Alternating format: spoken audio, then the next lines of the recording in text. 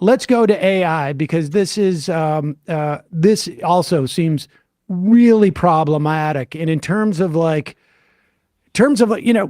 knows if there's going to be how many streaming platforms there's going to be in 3 or 4 years. It's quite possible there may be a reversion because they've made a lot of big mistakes, these companies, but in terms of AI, this seems to be something that is definitely going to be in the future, and it's going to be definitely existing. And anything you do today is almost irreversible because of the nature of what they're talking about, which is why I think it's so important. Which is why getting protections in generative AI were so important, which we really failed to get, which is where they can ingest all of our performances, all of our previous work, our behavior, our photos, our voices into a model, and then spit out a synthetic performer that has little trace pieces of all of our DNA, but unless it's recognizable in terms of a specific facial feature. That's what was so disappointing about what we got in this space, this kind of token protection that swayed some of our negotiating committee members at the 11th hour to vote yes, was they thought we achieved more meaningful protections in this space. But you have to look at this synthetic performer that was made in the meat grinder of everybody's data and say, hey, that's my nose, that's my eyes, that's my lip. Unless you can recognize clearly a facial feature of a natural performer, we don't have any control over what they do with that synthetic performer. And who's going to be able to prove it's my lips and not your lips? So for me, the real aim was to say they can't use our characters' names, they can't use our names, and they can't use our performances or anything that has to do with us in a generative AI model without our consent and compensation. And we failed to get that protection. I mean, because that's basically like we're hiring non-union workers. I mean, we're hiring non-union actors. We're allowed to hire non-union actors. It just so happens that we created them, and they're from. And you know what's even worse about the synthetic performers, Sam, is it says that they can do that with all non-human characters. So any aliens, any fantasy creatures, any animal creatures, whatever. All of those used to be performed by our members doing performance capture, things like that. Those can all be synthetic under the terms of this contract. The thing about this, too, that I think has even more resonance is that when we talk about, there's a lot of pressure because a lot of, there's obviously a lot of like other people who work on productions who they're not on strike, but because the actors are on strike, these productions aren't happening. This AI stuff is a threat to Yahtzee. It's a threat to it's a threat to the grips, to the ADs, it's a threat to everybody who works on a production, because it starts with, we don't need to hire any actors for this, and very quickly devolves into like, we don't even need to leave the studio. In fact, we don't even need to leave this office. And everything becomes basically animation at that point.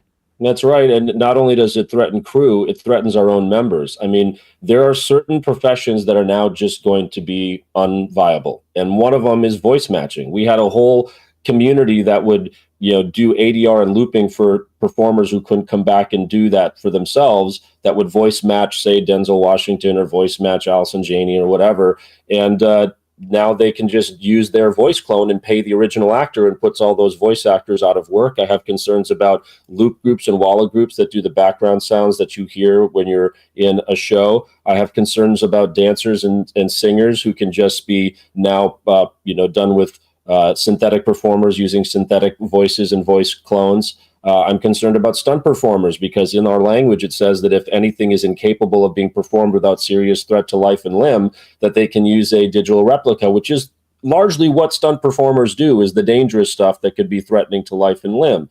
So I think that so many of our categories that we represent may be harmed by this, including background performers, who I can't see a reality now in which they hire any more than the required count that's in our contract. So they have to hire a certain number of background actors, but beyond that, they can use all replicas. So yeah, I have serious concerns about our AI protections. And this does not reverse. I mean, this is not like we didn't get the 12% we wanted and we only got, 7%.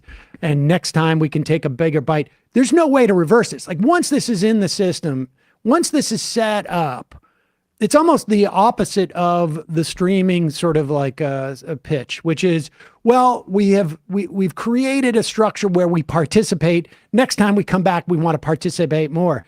This AI thing sets the markers and basically says this is going to be the dynamic. And once that dynamic is set, I don't see how you go backwards on that. Yeah, and the way this works is it's really only going to provide protections to the most successful, recognizable star actors. For anybody who's not recognizable, not a name, now they're going to be competing against everyone dead and alive who can be de-aged, who their estates can license their synthetic or their digital replica to a studio.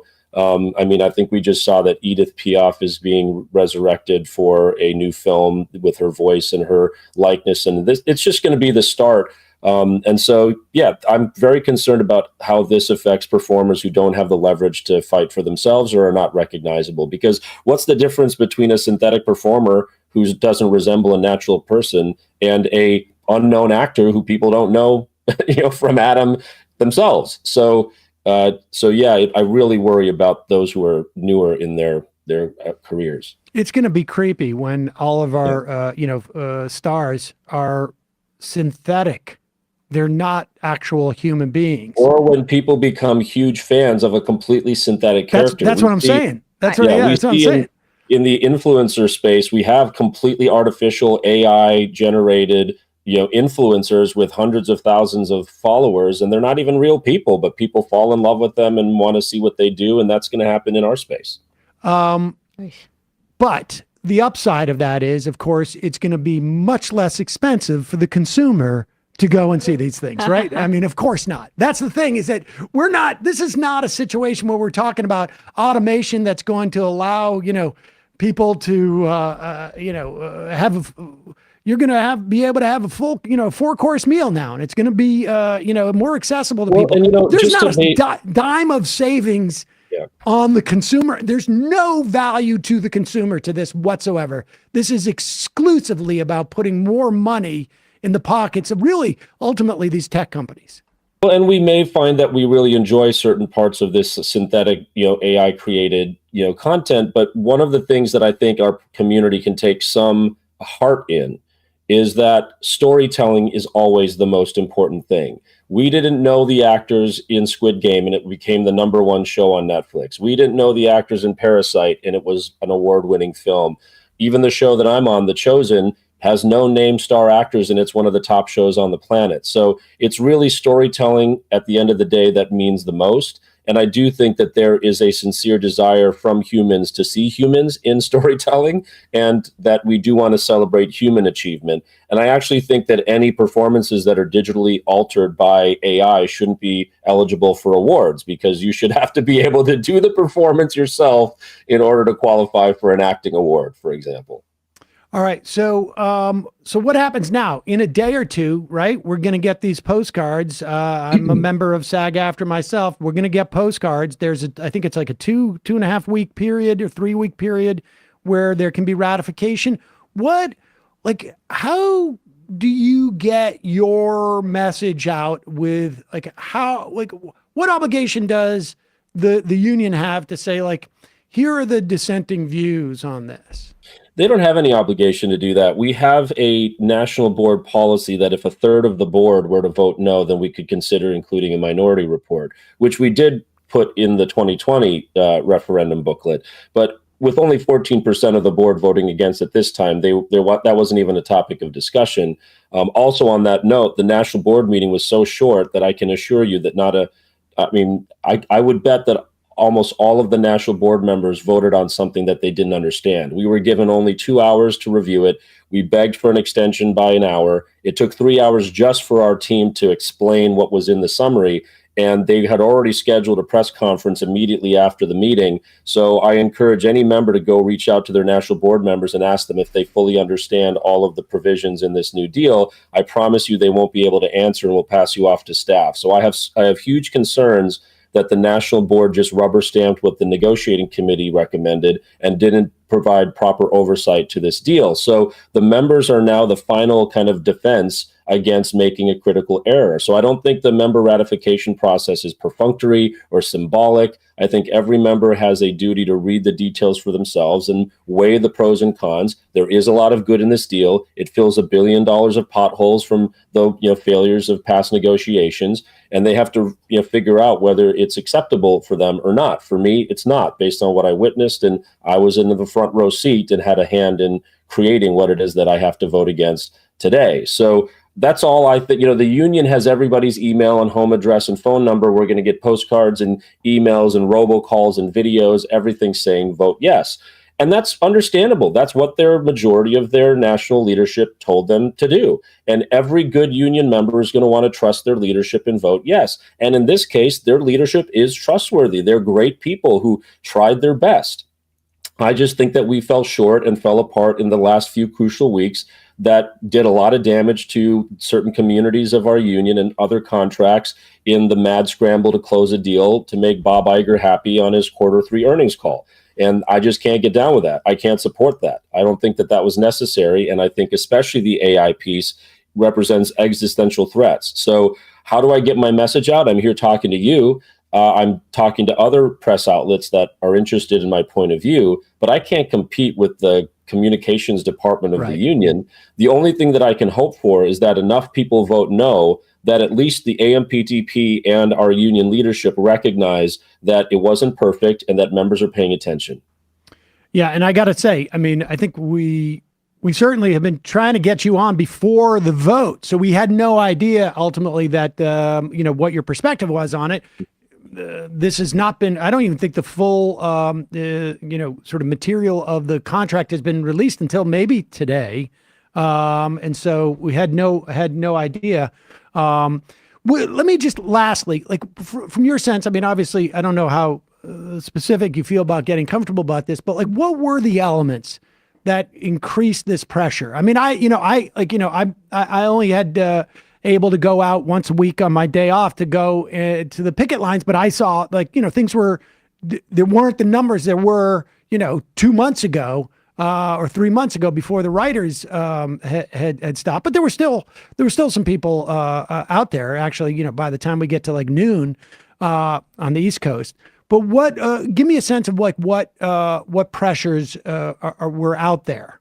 Oh, sure. We had pressure from A-list celebrities. I mean, there were some who were trying to be very helpful and were very helpful, back channeling and offering to, pay more in dues and things like that were very appreciated. They just didn't understand how our contract works. So it wasn't really something we could do in this moment that would solve our problems. But we had other celebrity A-listers going out there and putting pressure on us to just take the deal right now. What's unfortunate about listening to those successful A-listers is they don't work for the minimum terms of our contract. They all have their own contracts and teams and often are producers, et cetera. So, I'm more concerned about those who actually work the contract and their opinions than those that don't work the contract and just want to get back to work as producers and high-level A-list stars.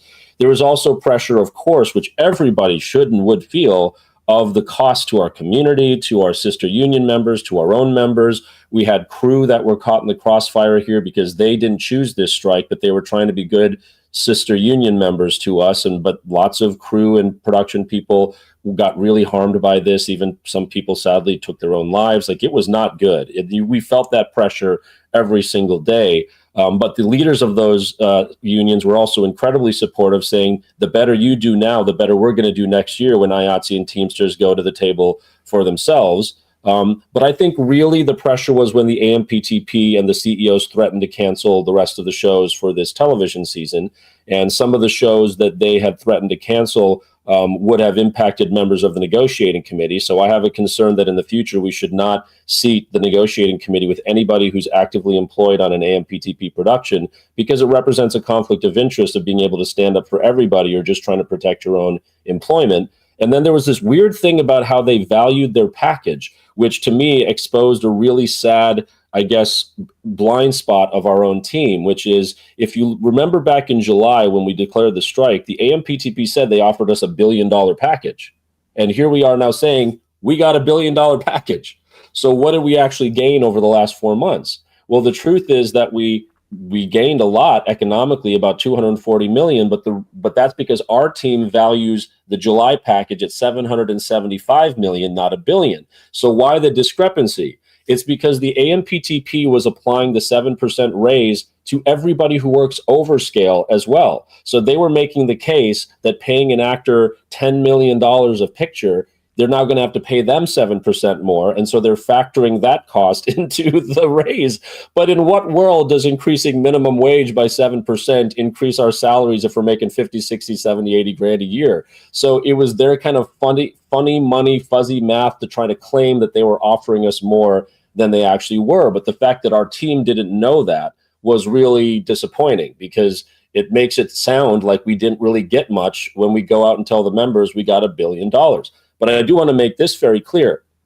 The strike was absolutely essential and worthwhile. If we would have signed what was on the table in July, our AI protections wouldn't be anywhere near where they are. We wouldn't have to have this fund, for example, with even as, you know, underwhelming as it is for me, we still wouldn't even have that, nor a number of other economic things and non-economic things that we got. So everybody who sacrificed should know 100% that the strike was worthwhile and essential. I'm just not happy with the way that we closed the deal, how we got off the strike, and what I witnessed over the last 3 weeks of the negotiations.